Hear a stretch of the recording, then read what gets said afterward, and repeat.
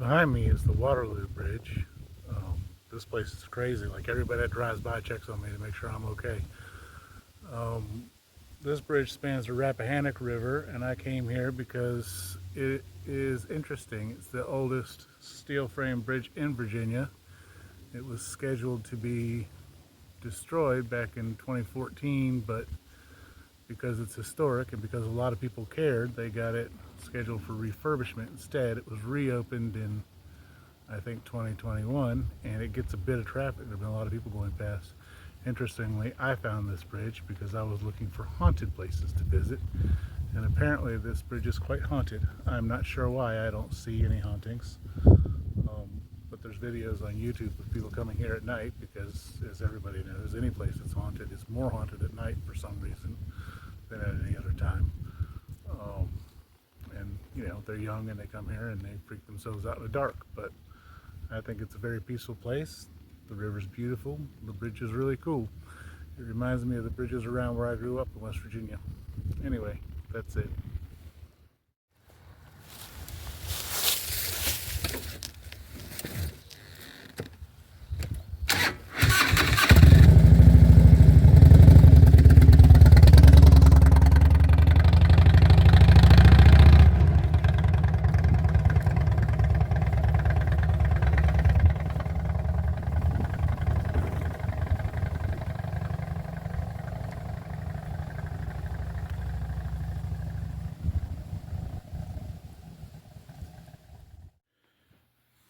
I wanted to stay longer and talk more about the bridge, but it's a narrow road and there's not a great way to get out of the way of traffic. And like I said earlier in the video, everyone stopped to check on me, which kind of makes sense because part of the local lore that I found out about was that there's stories of vehicles breaking down after crossing the bridge, so that might explain it.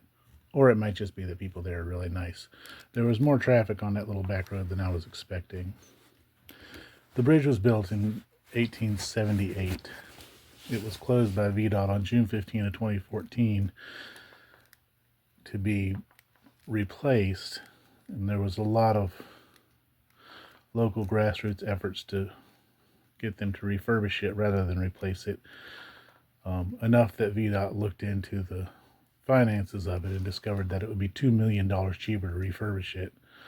So that became the plan, but then nothing happened until a man named Russell Hitt, whose family had lived in the area since 1802, offered to donate $1 million, which was roughly a quarter of what it was going to take to get the bridge done.